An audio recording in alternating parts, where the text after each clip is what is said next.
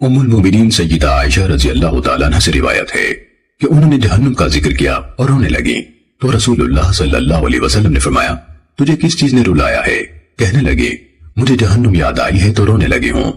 तो क्या भला आप क़यामत के रोज अपने घर वालों को याद रखेंगे? तो रसूलुल्लाह सल्लल्लाहु अलैहि वसल्लम ने फरमाया, 3 मकामात ऐसे हैं जहां कोई किसी को याद नहीं करेगा। तराजू के पास, हत्ता कि उसे पता चल जाए कि उसका तोल हल्का हुआ या भारी।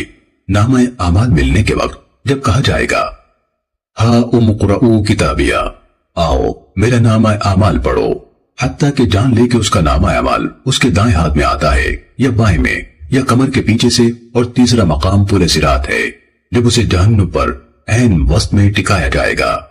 याकूब ने अन यूनुस के अल्फाज से रिवायत की और यह हदीस उसी के अल्फाज में है।